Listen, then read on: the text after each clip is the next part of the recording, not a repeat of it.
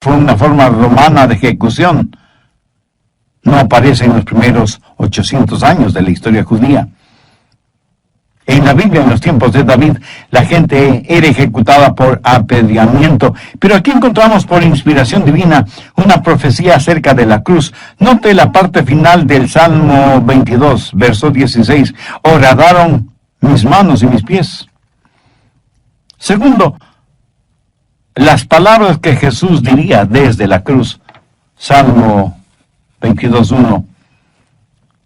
Dios mío, ¿por qué me has desamparado? ¿Por qué estás tan lejos de mi salvación y de las palabras de mi clamor? David profetizó las palabras de Cristo desde la cruz, registradas en Mateo 27:46. Cerca de la hora novena, Jesús clamó a gran voz diciendo, Elí, Elí, lama sabactani. Esto es, Dios mío, ¿por qué me has desamparado? Ahora entienda bien lo siguiente. Jesús no estuvo citando las palabras de David. Fue David quien proféticamente citó las palabras de Jesús. Esta es una profecía extraordinaria. Tercero, las tinieblas sobrenaturales que cubrieron la tierra cuando Jesús fue crucificado. Salmo 22:2. Dios mío, clamo de día y no respondes, y de noche, y no hay para mí reposo. Significa que cuando Cristo estuvo en la cruz, fue de día y de noche. Anote al margen Mateo 27:45, y desde la hora sexta hubo tinieblas sobre toda la tierra hasta la hora novena. Lo cual quiere decir que Jesús estuvo 6 agonizantes horas en la cruz. Fue crucificado a las 9 de la mañana y murió a las 3 de la tarde. 3 horas en la mañana y 3 horas en la tarde. ¿Cree que todo esto sucedió por pura casualidad? ¿Cree que fue una simple coincidencia la profecía dicha por David al respecto cientos de años antes de que Jesús naciera? Cuarto, la burla, el vituperio y el ridículo a que fue expuesto Cristo en la cruz. Veamos los versos del 7 al 13 del Salmo 22. Todos los que me ven me escarnecen, estiran la boca, menean la cabeza diciendo, se encomendó a Jehová, líbrele él, sálvele puesto que en él se complacía. Pero tú eres el que me sacó del vientre, el que me hizo estar confiado desde que estaba en los pechos de mi madre. Sobre ti fue echado desde antes de nacer. Desde el vientre de mi madre tú eres mi Dios. No te alejes de mí, porque la angustia está cerca, porque no hay quien me ayude. Me han rodeado muchos toros, fuertes toros de Basán me han cercado. Abrieron sobre mí su boca como león rapaz y rugiente. Esto lo dijo David miles de años antes de que Jesús estuviera en la cruz. Se cumplió esta profecía. Vamos a Mateo 27, desde el verso 39. Y los que pasaban le injuriaban, meneando la cabeza y diciendo, tú que derribas el templo y en 3 días lo reedificas, sálvate a ti mismo si eres el Hijo de Dios. Desciende de la cruz. De esta manera también los principales sacerdotes, escarneciéndole con los escribas y los fariseos y los ancianos, decían, a otro salvó. A sí mismo no se puede salvar. Si es el Rey de Israel, descienda ahora de la cruz y creeremos en él. Confió en Dios. Líbrele ahora si le quiere, porque ha dicho, soy hijo de Dios. Lo mismo le injuriaban también los ladrones que estaban crucificados con él. Los que se burlaban de Cristo eran como furiosos y fuertes toros. Imagínense a los soldados romanos atormentando a Jesús también con sus burlas. Ha notado que la mayoría de las profecías fueron cumplidas primordialmente no por los amigos de Jesús, sino por sus enemigos. Quinto, el agua que brotó del costado de Cristo. Salmo 22:14. He sido derramado como aguas, y todos mis huesos se descoyuntaron. Mi corazón fue como cera, derritiéndose en medio de mis entrañas. Y el cumplimiento de esta profecía lo encontramos en Juan 19:34. Pero uno de los soldados le abrió el costado con una lanza, y al instante salió sangre y agua. Los médicos aseguran que a veces, bajo gran presión, esto puede suceder. Fue una señal de que nuestro Salvador no muriera primordialmente por efecto de los clavos, sino porque su corazón literalmente fue quebrantado. Todo el dolor que sintió Cristo está representado en la sangre y el agua que brotaron de su costado. Sexto, sus huesos fueron descoyuntados. Salmo 22:14. He sido derramado como aguas, y todos mis huesos se descoyuntaron. Josefo, el gran historiador secular judío, dijo que cuando una persona era crucificada, dejaban caer de golpe la cruz en el hueco preparado para el efecto, para que con el golpe los brazos se salieran de sus coyunturas. Cuando Cristo estuvo en la cruz, tuvo una sed abrasadora. Miren lo que dice David en el verso 15. Como un tiesto se secó mi vigor, y mi lengua se pegó a mi paladar. Ahora veamos lo que dice Juan 19:28. Después de esto, sabiendo Jesús que ya todo estaba consumado, dijo, para que la escritura se cumpliese, tengo sed. Paradójico, ¿no le parece? Aquel que hizo los océanos, los ríos, las cataratas, las fuentes subterráneas y las lluvias, dijo tener sed. Y David, escribiendo proféticamente, describe minuciosamente hasta los mínimos detalles de la crucifixión. Séptimo, los agentes de la crucifixión fueron descritos. Estos también fueron profetizados y descritos por David. Del Salmo 22 hay que enfatizar varias cosas sobresalientes. El Hijo sujeto a la voluntad del Padre. Me has puesto en el polvo de la muerte. En general, los gentiles eran llamados perros. Jesús estuvo rodeado de gentiles durante su crucifixión, y la cuadrilla de malignos del verso 16 hace referencia a los miembros del concilio judío. Así que bien podríamos decir que en la crucifixión de Cristo intervino el Padre, los gentiles y la asamblea judía. Y todo esto fue profetizado por David siglos antes de que sucediera. Octavo, a Jesús le quitaron su ropa antes de crucificarlo. Los pintores y escultores tienen a Jesús semidesnudo en sus obras de arte. Pero miren lo que dice el Salmo 22:17. Puedo contar todos mis huesos, entre tanto ellos me miran y me observan. ¿Qué es lo que dice Mateo 27:28? Y desnudándole, le echaron encima un manto de escarlata. Y en el verso 36 leemos, y sentados le guardaban allí. Note que no se hace nada para proteger su modestia. El amado Hijo de Dios, de pureza absoluta, es clavado completamente desnudo en la cruz. Y esto también fue profetizado cientos de años antes de que Jesús viniera a la tierra. Octavo, echaron suerte sobre su ropa. Salmo 22:18. Repartieron entre sí mis vestidos, y sobre mi ropa echaron suertes. Los judíos en ese tiempo tenían 4 atuendos regulares, ordinarios, si se quiere, y un atuendo especial.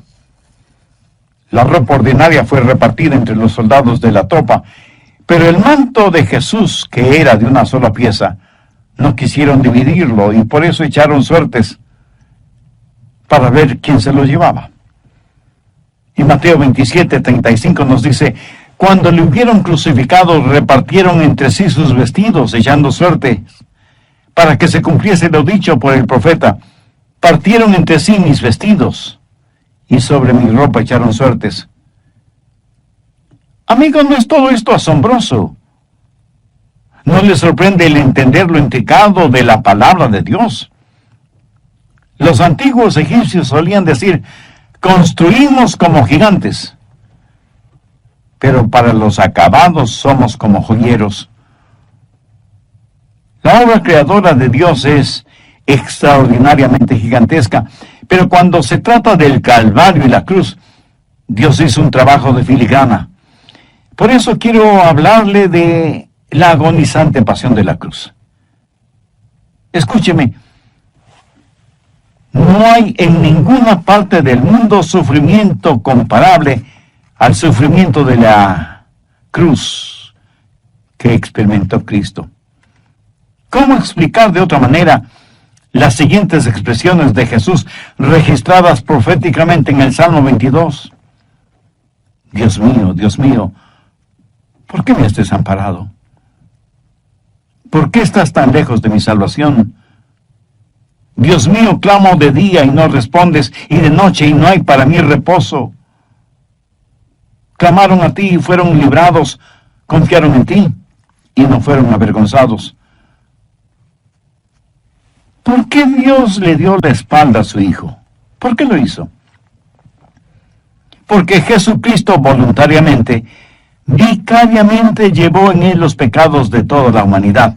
Y Dios, siendo como es un Dios santo y puro, no pudo mirar el pecado que cubría a su amado Hijo. Y cuando Jesucristo tuvo todo el degradante pecado del mundo sobre sí, el Padre lo trató como trataría a cualquier otro pecador. Cristo murió solo, suspendido entre el cielo y la tierra, sin la ayuda de su Padre. David, cuando escribió el Salmo 23, pudo decir en el verso 4, aunque ande en valle de sombra de muerte, no temeré mal alguno, porque tú estarás conmigo. Pero Jesús no pudo decir eso, sino, Dios mío, ¿por qué me has desamparado? ¿Por qué Dios desamparó a su unigénito Hijo en un momento tan crucial? Porque Jesucristo, quien estuvo con su Padre por toda la eternidad, ahora está siendo alienado de su Padre. Voluntariamente se ha convertido en nuestro sustituto. Ha tomado nuestro lugar y por lo tanto es objeto de la ira del Padre. Por eso en el verso 15 del Salmo 22, hablando su Padre dice, y me has puesto en el polvo de la muerte. El profeta Isaías nos ayuda a entender mejor cuando dice, con todo eso, Jehová quiso quebrantarlo, sujetándole a padecimiento. Y el apóstol Pablo, cuando escribió a los hermanos en Roma, les hizo saber que el que no escatimó ni a su propio Hijo, sino que lo entregó por todos nosotros. Mi esposo y yo tenemos 2 hijos varones. Suponga que usted viene a mí y me dice, pastor, me regalaría uno de sus hijos. Y yo extrañado le pregunto, ¿y para qué quiere usted que le regale uno de mis hijos? Y usted responde, pues, para presentarlo ante Dios como sacrificio, torturarlo y finalmente matarlo para que mis pecados me sean perdonados. Y conteniendo con dificultad mi asombro, le digo, ¿pero qué está pidiendo? ¿Está usted loco? Y usted sorprendido me responde, pero pastor, ¿no se supone que me ame con un amor sacrificial? Yo me quedo callado por una fracción de segundo y luego casi gritando le digo, pero ese es el amor de Dios hacia nosotros. Y francamente, mi amigo, con vergüenza debo admitir que yo no le amo a usted hasta ese extremo. Pablo dice que Dios no escatimó ni a su propio Hijo para que muriera en la cruz en lugar nuestro, como nuestro sustituto. Por lo tanto, ¿piensa que Dios perdonará sus pecados aunque usted no reciba a Cristo como su Salvador? ¿Piensa que Dios hará de menos el sacrificio de su Hijo solo para hacer las cosas como a usted le convenga? Absurdo, ¿no le parece? Noveno, Jesús sufrió a manos de quienes le odiaron. En el Salmo 22, los versos del 6 al 8, aunque es David quien escribe, son proféticamente palabras de Jesús. Mas yo soy gusano, y no hombre, oprobio de los hombres, y despreciado del pueblo. Todos los que me ven me escarnecen, me estiran la boca, menean la cabeza, diciendo, se encomendó a Jehová, líbrele él, sálvele puesto que en él se complacía. ¡Qué humillación! El Hijo de Dios describiéndose a sí mismo como un gusano, mientras nosotros nos vanagloriamos de nada y nos enorgullecemos de todo. Jesús se humilló hasta la muerte y muerte de cruz. Décimo, Jesús fue crucificado por las infernales manos de Satanás. Salmo 22, los versos 19 al 21. Mas tú, Jehová, no te alejes. Fortaleza mía, apresúrate a socorrerme. Libra de la espada mi alma, del poder del perro mi vida. Sálvame de la boca del león y líbrame de los cuernos de los búfalos. ¿Qué significado tiene todo esto? Bien, la boca del león es Satanás mismo. Es el poder de las tinieblas. Satanás, como león rugiente, busca a quien devorar. El infierno estuvo de fiesta cuando Jesús fue crucificado. Y ya hemos hablado de la agonía de la cruz. Y que no hubo peor muerte que la muerte por crucifixión. Ejecutar a alguien por haber hecho el bien es una afrenta muy grande para cualquier sistema judicial en cualquier parte del mundo. Siendo estudiante universitario tomé un curso en criminología y fuimos a conocer en el estado de Florida la prisión en donde ejecutan a los condenados a morir en la silla eléctrica. Muchos estudiantes nos sentamos en esa silla eléctrica. Cuando yo me senté en ella, pensé cuán terrible debía ser el morir electrocutado. El sentir como el cuerpo se endurece, el comenzar a oler la carne que se quema en su propio cuerpo, el sentir como los ojos se salen de sus órbitas. Y no debe ser muy diferente el ser condenado a morir por inyección letal, con la cual el cuerpo internamente deja de funcionar. Las fosas nasales se ensanchan en forma horrible y el cuerpo se convulsiona y retuerce en forma incontrolable y finalmente la persona ejecutada muere. Y aunque por lo general no nos gusta hablar de la muerte, todos la experimentaremos, más tarde o más temprano. Ahora escúcheme atentamente. Vivir la vida sin Cristo es muy triste, pero morir sin Cristo es eternamente trágico. ¿Por qué no hace una decisión espiritual ahora mismo? Arrepiéntase sinceramente de sus pecados, pídale perdón a Dios, acepte el sacrificio del Señor Jesucristo, quien murió por usted en la cruz del Calvario. En la voz del pastor Lenín de Llanón. Casi al finalizar el programa anterior expuse una verdad teológica paulina e incontrovertible. Pablo dice que Dios no escatimó a su propio Hijo para que muriera en la cruz en nuestro lugar, como nuestro sustituto. Por lo tanto, ¿piensa que Dios perdonará sus pecados aunque usted no reciba a Cristo como su Salvador? ¿Piensa que Dios hará de menos el sacrificio de su Hijo solo para hacer las cosas como a usted le convenga? Absurdo, ¿no le parece? Jesús sufrió a manos de quienes le odiaron. Jesús fue crucificado por las infernales manos de Satanás. ¿Qué quiero decir con todo esto? En el Salmo 22, los versos 19 al 21, leemos: Mas tú, Jehová, no te alejes, fortaleza mía, apresúrate a socorrerme.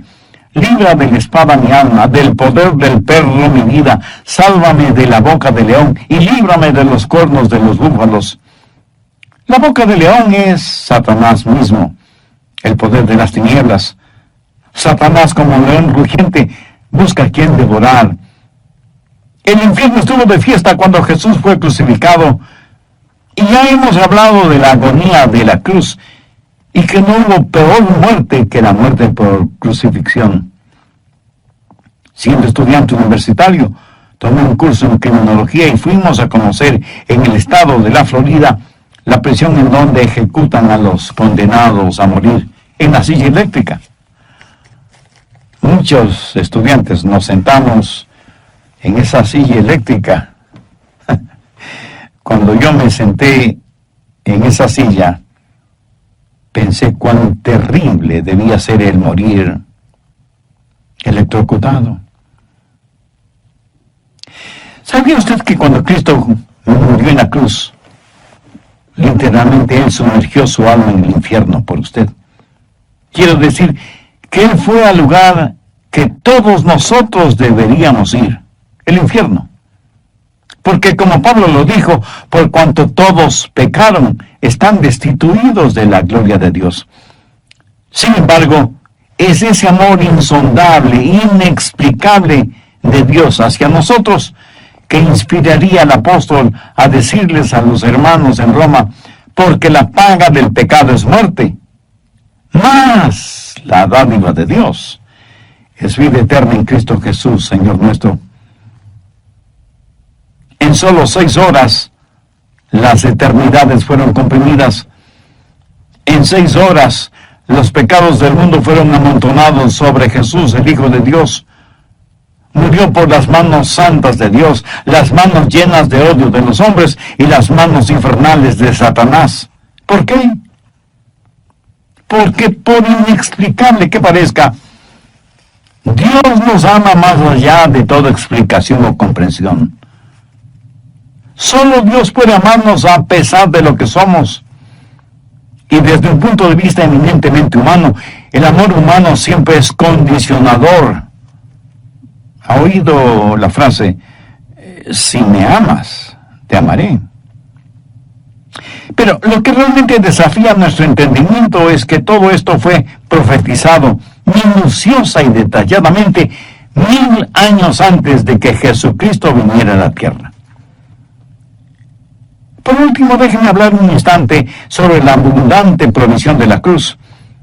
Deseo que note un cambio súbito en el tema del Salmo 22. Primero, en un sentido descendente, y luego en un sentido ascendente. Veamos el verso 22. Anunciaré tu nombre a mis hermanos, en medio de la congregación te alabaré. Un momentito, pastor, un momentito. ¿No iba Jesús a ser crucificado? Pensé que Él murió en la cruz. ¿Cómo es que ahora lo vemos en medio de la congregación alabando a Dios? Escúcheme.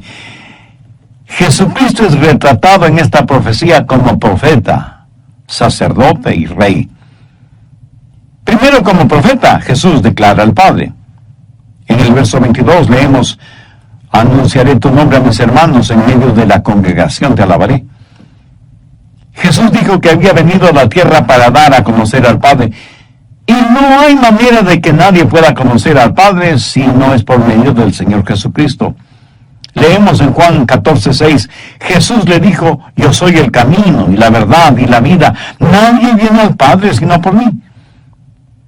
Observe que Jesús con esa declaración cerró absolutamente cualquier otra forma o manera de llegar al Padre. En nuestros días aparecen como hierba mala los falsos profetas, los mercenarios espirituales, los autoproclamados pseudomaestros y guías espirituales, los apóstoles plásticos, o sea, aquellos hombres y mujeres que se amoldan a una u otra mundanalidad religiosa o conveniencia social, con el único fin de beneficiarse económicamente, con la credulidad de los ingenuos o de los que no tienen ningún convencimiento de las cosas de Dios. En vano el apóstol Pedro, al escribir su segunda epístola, dice a los hermanos, pero hubo también falsos profetas entre el pueblo, como habrá entre vosotros falsos maestros, que introducirán encubiertamente herejías destructoras, y muchos seguirán sus disoluciones, por causa de los cuales el camino de la verdad será blasfemado, y por avaricia harán mercadería de vosotros. Estos hablando mal de cosas que no entienden, como animales irracionales, nacidos para presa y destrucción, perecerán en su propia perdición. Volvamos a las palabras de Jesús en el Salmo 22. Anunciaré tu nombre a mis hermanos. En medio de la congregación te alabaré. En las iglesias grandes o pequeñas o en las células familiares, siempre hay un momento para alabar y adorar a Dios por medio de la música.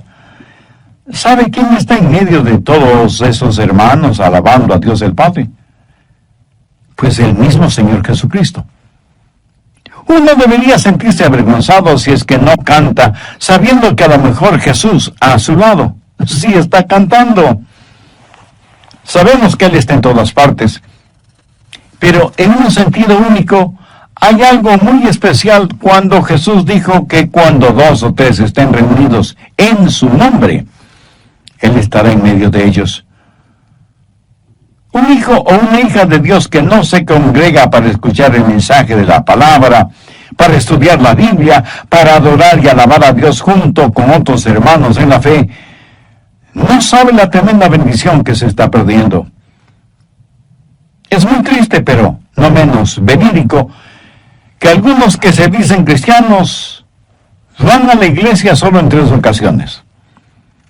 Primero, cuando nacen. Segundo, cuando se casen. Y tercero, cuando mueren. La primera vez, si sus padres son creyentes evangélicos, son presentados o dedicados a Dios en la iglesia. Si pertenecen a un lugar católico romano, serán rociados con agua y así bautizados. La segunda vez recibirán una lluvia de arroz cuando se casen. Y la tercera vez recibirán una lluvia de tierra cuando los entierren. Si usted es ya un creyente evangélico, espero que continúe fielmente asistiendo a la iglesia, grande o pequeña, a la que ya pertenece como miembro. Y si alguno de ustedes me dice que no asiste a la iglesia, pero que escucha mensajes bíblicos y cristocéntricos en la radio o en la televisión, permítame decirle 4 palabras importantes. No es lo mismo. Si así fuera, los estadios para el fútbol o soccer o béisbol estarían vacíos. Los coliseos para el básquetbol o el voleibol estarían vacíos. Porque casi todos los deportes en estos días pueden ser escuchados por la radio, pueden ser vistos por la televisión, pero no es lo mismo. Y como dice el dicho popular, una cosa es con guitarra y otra cosa es con violín. Sí me entiende, ¿verdad? Por motivos de trabajo, un joven tuvo que ir a una ciudad y le escribió a su enamorado una carta diaria desde la ciudad que estaba bastante lejana de donde salió. Le escribió una carta diaria por todo un año, o sea que le escribió 365 cartas. ¿Sabe lo que pasó? La muchacha terminó casándose con el cartero. Hay algo inexplicable en eso de estar presente. Hoy en día se puede llenar solicitudes de trabajo, hacer transacciones bancarias, organizar negocios por medio del Internet, pero las entrevistas finales y las firmas de responsabilidad en asuntos comerciales o judiciales hay que hacerlas estando allí de cuerpo presente. Así que, con el respeto y la consideración que usted me merece, permítame citar un refrán popular que ilustra perfectamente la importancia de estar ahí. Dice, el amor a la distancia es precursor de inconstancia. Piénselo en relación con aquellas personas para quienes la presencia en la iglesia no tiene ninguna importancia. Segundo, Jesús como sacerdote libera a los fieles. No pase por alto el profundo contenido del versículo 26. Comerán los humildes y serán saciados. Jesús es el pan del cielo. Es nuestro sacerdote que nos alimenta y nos libera. Él prepara banquetes para nosotros, banquetes mejores que los de Salomón. Tercero, Jesús no solo es profeta y sacerdote, sino también rey. Miren los versos 27 y 28. se acordarán y se volverán a Jehová todos los confines de la tierra, y todas las familias de las naciones adorarán delante de él, porque Jehová es el reino y él regirá a las naciones. Este Jesús que ellos pisotearon, este de quien el Padre tuvo que esconder su rostro, este del cual los hombres se burlaron y lo vilipendiaron, es el Rey de Reyes y el Señor de Señores. No en vano el profeta Isaías dijo: porque la tierra será llena del conocimiento de Jehová, como las aguas cubren el mar. Cuando Jesús subía hacia el Gólgota, por el camino conocido como la Vía Dolorosa, algunas mujeres piadosas estaban a la vera del camino. Y al ver a Jesús tan golpeado y sangrante, esas mujeres lloraban intensamente. Al verlas así, Jesús les dijo: hijas de Jerusalén, no lloréis por mí, sino llorad por vosotras mismas y por vuestros hijos. Esta es vuestra hora. Mi hora todavía no ha llegado. Escúcheme con atención. Su hora llegará, o sea, la hora del Señor. Y yo casi no puedo esperar. Uno de mis versículos favoritos es 1 Timoteo 6:15, la cual a su tiempo mostrará el bienaventurado y solo soberano Rey de Reyes y Señor de Señores. Hay un antiguo y hermoso himno que dice: Jesús reinará donde quiera que el sol recorre en sus viajes, y su reino se extenderá hasta las lejanas playas, en donde la luna baña con rayos plateados sus olas. Finalmente veamos el verso 31. Vendrán y anunciarán su justicia. A pueblo no nacido aún, anunciarán lo que él hizo. Ahora, sé que este versículo originará algunas preguntas. Por ejemplo, ¿cuál es el pueblo no nacido aún? ¿Entiende usted esto? David, mirando proféticamente en los siglos venideros, observó la muerte, el entierro y la resurrección del Señor Jesucristo. Y dice: es para la gente que nacerá. Y luego añade: ellos dirán que él hizo esto. ¿Sabe usted lo que esto significa literalmente? Que todo está terminado. En 2 de Crónicas 4:11 leemos: Hiram hizo también calderos y palas y tazones, y acabó Hiram la obra que hacía al rey Salomón para la casa de Dios. Cuando dice y acabó Hiram, es la misma frase utilizada en el verso 31 del Salmo 22. Él hizo esto. Se utiliza la palabra hebrea osa, que significa que algo está terminado, finalizado por completo. Cuando Jesús, el Hijo de Dios, inclinó su cabeza estando clavado en la cruz del Calvario, dijo una palabra muy importante: tetelestai, que traducido quiere decir está totalmente terminado. Permítame resumir todo esto para que quede bien grabado no solo en nuestra mente, sino también en nuestro corazón. Tenemos un maravilloso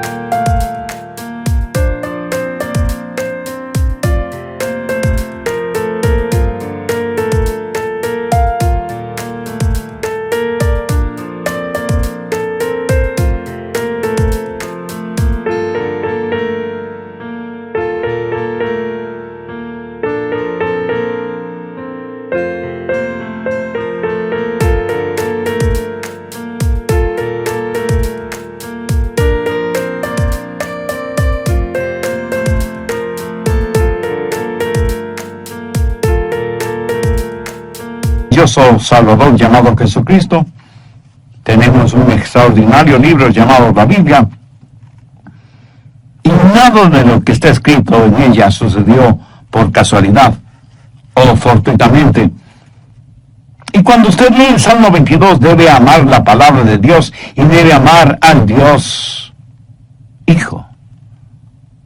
No hay ninguna otra manera para cualquier persona a fin de mantener su corazón abierto para las cosas de Dios. A menos que usted asista a una iglesia bíblica y cristocéntrica, en donde todo sea acerca de Jesús. Permítame terminar este mensaje con una nota personal. Si yo no fuera salvo, yo no tendría que pensarlo dos veces para hacerlo. Y sabiendo lo que ahora sé, hubiera deseado ser salvo antes de mis 14 años, que es cuando recibí a Cristo en mi corazón. Ahora escúcheme atentamente, por favor. Si yo personalmente pudiera entregar mi corazón a Jesús a nombre suyo, mi amigo, mi amiga, lo haría este instante sin ninguna vacilación. Pero me es imposible el hacerlo, porque esa debe ser una decisión personal suya. Y debe hacerla voluntariamente. Pero le he entregado el mensaje de la palabra de Dios. He enaltecido el nombre de Cristo. Le he dado a usted muchas razones para que venga a Jesús, para que lo reciba como su Salvador y Señor. Recuerde que Dios no escatimó ni a su propio Hijo para salvarle a usted. Por lo tanto, no hay manera de que Dios perdone su pecado si es que rechaza a Jesús. Si lo rechaza, usted recibirá todo el impacto del castigo por sus pecados, castigo que usted, yo y todos los seres humanos lo merecemos. Si este momento usted quiere aceptar a Cristo y tener una relación personal con Dios por medio de Jesús, si le gustaría tener la seguridad de la vida eterna y que cuando muera se irá al cielo, si quiere aprender a adorar a Dios en espíritu y en verdad, le invito a que ore conmigo la siguiente sencilla oración, pero dígala con fe, con sinceridad, depositando toda su confianza en Dios. Ore de la siguiente manera: